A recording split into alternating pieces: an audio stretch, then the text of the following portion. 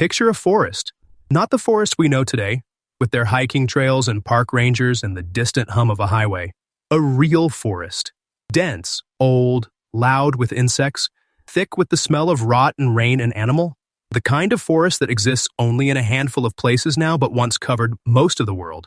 And into that forest steps something new. Something that doesn't quite belong. It walks on two legs, which is unusual. It doesn't have impressive claws. It doesn't have speed.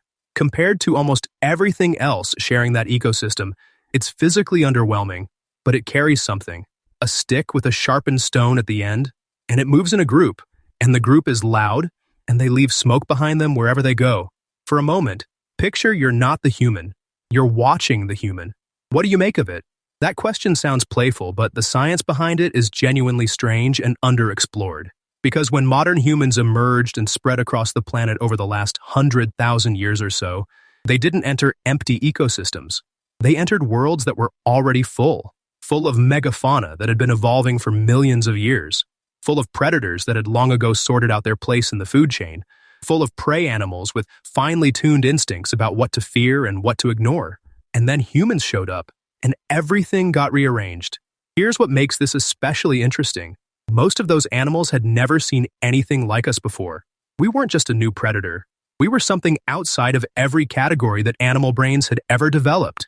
And the question of how they responded, what their behavior told us, what their instincts got right, and what they got catastrophically wrong, is one of the most revealing windows we have into both animal cognition and the true cost of human expansion. Let's start with what scientists call ecological naivety.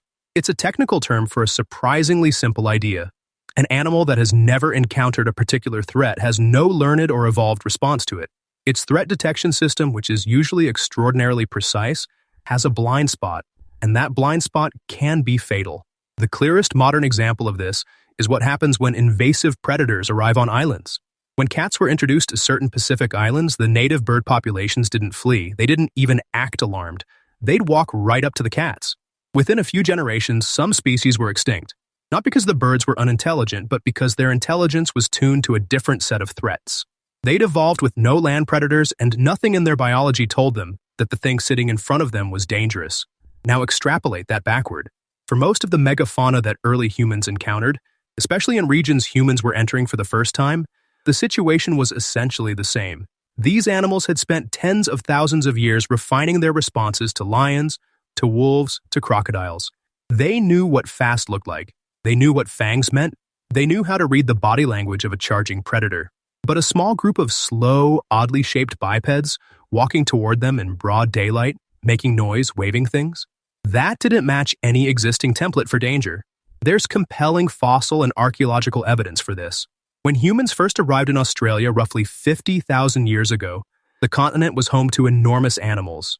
Giant wombats the size of cars, a bird called Genyornis that stood 2 meters tall, marsupial lions, a lizard even larger than a Komodo dragon. Within a few thousand years of human arrival, most of them were gone.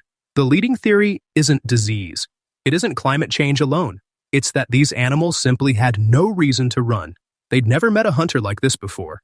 They stood their ground in the face of something they didn't recognize as a threat, and it cost them everything. The same pattern appears in North America when humans arrived around 15,000 years ago.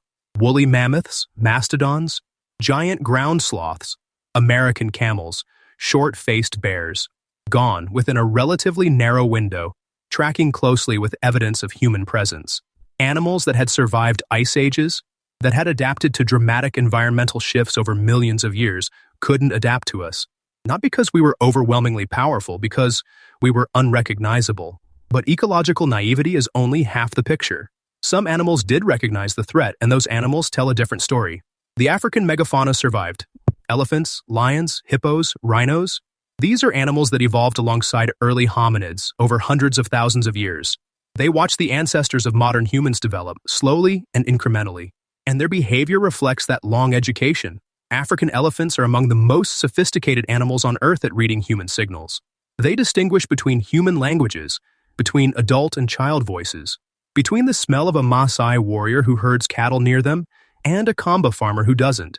Studies have found that they can identify specific cultural groups based on clothing color and respond accordingly. retreating from greater perceived threats with measurably different levels of alarm. That's not instinct from a single generation. That's the accumulated product of a very long, very costly education. What's remarkable is the precision of it. These animals didn't develop a general fear of humans. They developed a nuanced, highly calibrated relationship with humans that includes distinctions most humans wouldn't think an animal was capable of making. They can tell when we're more dangerous and when we're less. They avoid certain areas at certain times. They've mapped our patterns. This tells us something profound about animal cognition. The brain structures that manage threat assessment in large mammals are not simple alarm systems. They're modeling systems. They build representations of specific threats, update those representations with new information, and apply them in context. The African megafauna that survived our arrival did so because they had enough time and enough exposure to build an accurate model of what humans were. The animals that didn't survive had no time. They were presented with something completely outside their model, and their instinct said, "Not a threat." There's an experiment that researchers have used to probe this kind of thing in living animals. It's called the novel object test, and it works exactly the way it sounds. You place an unfamiliar object in an animal's environment and watch how it responds. Different species react differently. Some approach with curiosity. Some retreat immediately. Some seem to run a kind of rapid cost-benefit calculation, approaching and retreating in stages, testing the object from increasing distance. The ones that approach with little caution tend to be the ones in low predation environments, where nothing in their evolutionary history has taught them that new things are dangerous. The animals that first encountered humans in regions where humans were genuinely new were likely running that same calculation, and the object in front of them didn't register the way it should have. It didn't move like a predator. It didn't smell like a predator. Until the moment it was too late, it probably didn't seem like one. Now think about what it must have looked like from the inside. If we could peer into the perceptual world of a ground sloth, watching a group of early humans approach across a clearing, we'd see a creature running through its entire threat library and coming up empty. The signals weren't matching anything. The movement pattern was wrong. The group structure was unfamiliar. There might have been mild alertness, the kind of low-level attention you give to something unusual, but not the full alarm cascade that would trigger flight. And by the time the actual danger became clear, flight might no longer have been an option. Other animals, though, were probably intensely curious about humans rather than alarmed. This is worth sitting with. Curiosity is itself a cognitive behavior. It requires assessing something as interesting enough to investigate but not dangerous enough to avoid. For animals encountering early humans, especially before fire became common or weapons became sophisticated, that assessment might actually have been reasonable. Humans in groups make a lot of noise, and noise in most ecosystems means something worth knowing about. Large social animals in particular tend to monitor social groups of other species, because social groups mean potential resources, potential competition, or potential information. Corvids are the most striking example of what this relationship looks like when it develops fully. Ravens and crows have co-evolved with humans for an extraordinarily long time, and the relationship they've developed is unlike almost anything else in the natural world. Ravens follow wolf packs to scavenge kills, but they also follow human hunters. They've been observed across multiple cultures on multiple continents, leading hunters toward prey, apparently understanding that a successful hunt produces scraps. Whether this behavior is genuinely intentional or a sophisticated learned behavior without conscious intent is a question that researchers are still debating. But the result is the same. These birds built an economic relationship with early humans that benefited both parties. That relationship required the ravens to model human behavior well enough to predict it. They needed to understand what a hunter with a weapon was likely to do. They needed to learn that following certain humans led to food. That's not a simple association. That's something closer to a theory of mind, an ability to model another creature's goals and anticipate their behavior. The animals that survived us didn't just avoid us or flee from us. Some of them figured out how to use us. Dogs are the most extreme example. The ancestor of the domestic dog made what might be the most consequential decision in the history of animal behavior. Some population of wolves, somewhere between 15 and 40,000 years ago, began tolerating human presence rather than avoiding it. They began scavenging human camps, then following human groups, then integrating so completely into human social structures that within a few thousand years they were sleeping next to us, hunting alongside us, being deliberately bred by us.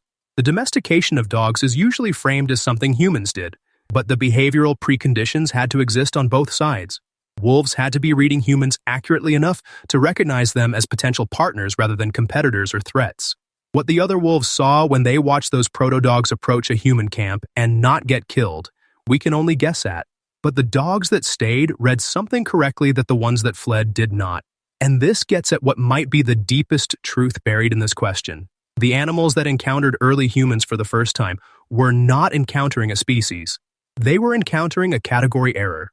Every framework they had for understanding other creatures, every heuristic for assessing threat, every instinct refined over millions of years, was built on the assumption that things in the world were either prey or predator, competitor or neutral, familiar or novel. Humans were something that didn't fit neatly into any of those slots. We were prey-sized and prey-paced, but we acted like apex predators. We were social like wolves, but our social structure did things wolf packs didn't do. We were curious and persistent in ways that didn't match the behavior of anything that didn't pose a serious threat. The animals that got it wrong didn't get it wrong because their brains were inferior. They got it wrong because the thing they were trying to categorize was genuinely novel. The question their threat assessment systems were trying to answer was one evolution hadn't asked them to prepare for. Either they'd been in proximity to hominids long enough to update their models over many generations the way African megafauna did, or they were cognitively flexible enough to do it in real time, the way corvids and canids demonstrated they could. We tend to think of human expansion across the planet as a story about us, about our ingenuity, our adaptability, our tools and fire, and social organization. And it is all of those things.